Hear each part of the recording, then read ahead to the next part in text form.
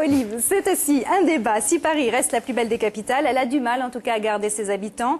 En 5 ans, 1 million de Franciliens ont fui la région. Ras-le-bol de l'agitation parisienne, coût de la vie trop élevé, recherche d'une douceur de vivre.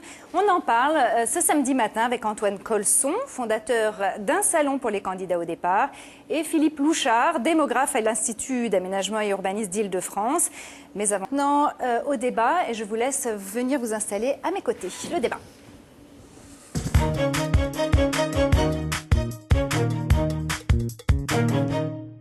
Voilà, tout le monde va s'installer tranquillement. Messieurs, bonjour. Alors, regardez, nous ont rejoint sur ce plateau donc nos deux débatteurs. Messieurs, bonjour. Vous êtes de plus en plus nombreux à vouloir déguerpir de Paris. Je vous propose de regarder ce reportage et surtout ce pourcentage et ce chiffre. Vous seriez plus d'un Francilien sur 2 à envisager de quitter la région pour vous installer en province.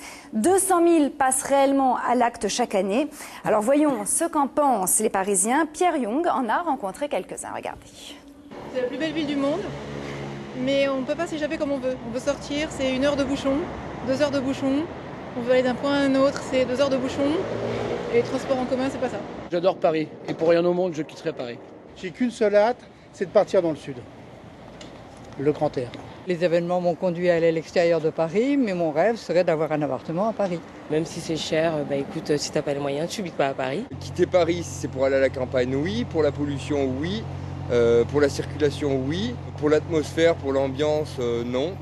Pour le business, non. Je suis pas très objectif parce que je suis tombé amoureux d'une Parisienne. Si elle veut pas partir, c'est compliqué. Paris, c'est stressant, c'est trop de monde, trop... Je préfère la campagne. Quitter ce monde de fou, c'est un truc de malade ici. Enfin voilà, je vous laisse. Voilà, quitter ce monde de fou. 1 million de Franciliens, en tout cas, ont quitté la région en 5 ans. Philippe Louchard, est-ce qu'on peut dire que la région parisienne se vide réellement de sa population ? Écoutez, pas du tout. Il y a peut-être 200 000 personnes qui chaque année quittent l'Île-de-France. Cette région s'accroît chaque année en réalité de 50 à 60 000 personnes. En 5 ans, ça fait l'équivalent d'une ville comme Lyon. Donc si vous voulez, en dépit de ces départs, vous avez une dynamique extraordinaire derrière cette région qu'on perçoit parfois mal quand on se focalise uniquement finalement sur la question des départs. Ça veut dire que c'est un signe de vitalité, des régions qui accueillent, des personnes qui partent ? C'est clairement un signe de vitalité et des personnes, parce que pour elles, c'est un projet qui aboutit, parfois qui a été mûri pendant de longues années. C'est un signe de vitalité parce que les régions d'accueil, pour qu'elles puissent accueillir ces personnes, ça veut dire qu'elles offrent des emplois souvent. Donc ça veut dire qu'il y a une vitalité chez eux. Et puis souvent, ces personnes qui partent, en fait, elles sont venues quelques années auparavant travailler, avoir leur premier emploi en Île-de-France, en fait. Antoine Colson, parmi les 200 000 qui quittent la région chaque année, quel est le profil type, et est-ce qu'on peut dire ça, du candidat au départ ? Il y a clairement un profil type, il n'est pas sociologique, c'est-à-dire que ça traverse vraiment toutes les couches sociales en Île-de-France. En revanche, il y a vraiment une fenêtre de tir qui est la trentaine, l'installation et professionnelle et surtout en famille, en ménage, qui rend à ce moment-là la vie en région parisienne plus difficile puisque s'accumule au même moment l'envie de devenir propriétaire de son logement, on en parlait tout à l'heure, une logistique avec des enfants qu'on emmène à l'école, au sport, etc. Et en plus des enjeux professionnels qui deviennent importants et prenants. Et donc c'est à ce moment-là que les gens ont vraiment envie de partir. Quelles sont les raisons majeures de quitter l'Île-de-France, de vouloir quitter cette région ? Disons qu'il y a des raisons qui sont vraiment purement répulsives. C'est-à-dire que par les visiteurs de notre salon, certains se plaignent évidemment des prix de l'immobilier, d'une moindre qualité de vie, de temps passé dans les transports, d'une vie que la région parisienne leur prend sur le temps qu'ils pourraient apprécier ailleurs. Mais il y a aussi des raisons vraiment pures d'attractivité des régions. Aujourd'hui, on sait que la vie peut être moins chère, plus agréable, qu'il y a également des opportunités professionnelles dans d'autres régions. Et donc, il n'y a pas de frontière réelle aujourd'hui entre Paris et les restes. Vous êtes d'accord avec ça ? Il fait très bon vivre à Nantes, à Rennes, à Lyon, à Marseille, c'est sûr. Donc Paris correspond soit à une histoire personnelle, soit à des métiers très particuliers. Mais ce n'est pas le seul lieu en France où on peut vivre. Donc il est normal qu'il y ait des échanges. Dans le monde, peut-être la France est un des pays où les mobilités est les moins grandes. Dans la plupart des pays, il y a beaucoup plus de gens qui partent et beaucoup plus de gens qui arrivent. Qu'une capitale attire, c'est normal, mais que des gens aient envie d'en partir, c'est aussi normal, c'est la vie. Ce qui m'inquiète, c'est qu'il n'y ait que 200 000 personnes qui partent et que 250 000 personnes qui arrivent. Ça, c'est signe que la société est plutôt figée. On en parlait avec Jacques Attali tout à l'heure et Philippe Louchard. Il faut en moyenne 8 000 € par ménage de revenus par mois pour acquérir un bien. C'est une grosse difficulté, une difficulté majeure, le logement à Paris, et ça donne envie aux gens de partir. Alors, ce que disait tout à fait clairement et justement Antoine tout à l'heure, c'est qu'il y a un moment où c'est vraiment compliqué, c'est le moment où les enfants arrivent. Vous avez quand même 600 000 personnes qui arrivent en 5 ans en Île-de-France. Elles ont pour les 2 tiers moins de 30 ans. Donc elles arrivent, elles sont seules, elles terminent leurs études, elles prennent leur premier emploi et elles nouent des relations ici qui débouchent souvent sur un couple, un enfant. Et à ce moment-là, la question se pose de qu'est-ce que je fais ? Est-ce que je reste ici ? Est-ce que je retourne d'où je viens ou est-ce que je continue ailleurs ?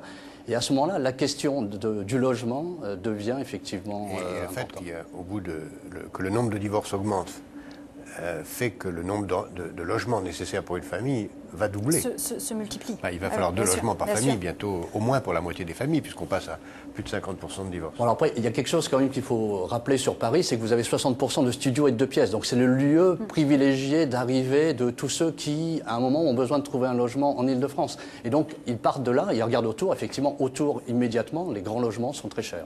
Quelles sont les villes les plus prisées par les candidats au départ ? Alors d'abord, ce sont des villes. C'est vrai, c'est important de le préciser. Le francilien n'est pas quelqu'un qui a envie, quand il quitte Paris, d'aller forcément se mettre à la campagne, totalement ouvert, et d'être en rupture totale avec ce qu'il a vécu précédemment.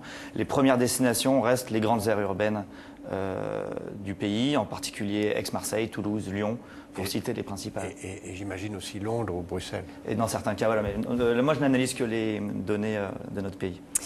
Ces mouvements, en tout cas ces migrations, c'est pas un phénomène nouveau. Avant, c'est vrai qu'on partait en grande banlieue, et peut-être aussi, avec le développement du TGV, on va finalement un petit peu plus loin. Écoutez, sur ces 200 000 personnes qui quittent l'Île-de-France chaque année, en fait, un certain nombre vont simplement de l'autre côté d'une frontière invisible, qui est la frontière de la région Île-de-France. Elles travaillent sur la plateforme de Roissy, s'installent dans l'Oise. Elles travaillent à Saint-Quentin en Yvelines et elles vont s'installer en Eure-et-Loire. Donc, quelque part, on est toujours dans ce qu'on appelle la région fonctionnelle urbaine de l'Île-de-France, qui déborde de ses limites administratives en réalité. Donc, une partie de ces mouvements, et c'est pratiquement, sur millions, il y en a pratiquement 200 000, sont des mouvements, en fait, qui restent liés directement à la dynamique francilienne. Et puis vous avez effectivement un effet TGV, mais qui est beaucoup moins Paris attire chaque année 110 000 actifs. On peut encore dire, malgré ce que vous disiez par rapport à l'actualité tout à l'heure, que Paris est une ville quand même attractive. Non, mais je n'ai pas dit le contraire. Paris est une ville extraordinairement attractive. On n'en parle pas assez. On n'en parle pas assez. Voilà. Et clairement, enfin, nous qui travaillons à Horizon 2030, on table sur une population francilienne d'1 million de personnes en plus. Et donc on est en train de réfléchir à comment organiser demain l'espace de choix de ce million de personnes en plus, sachant qu'on en est pratiquement déjà à 12 millions.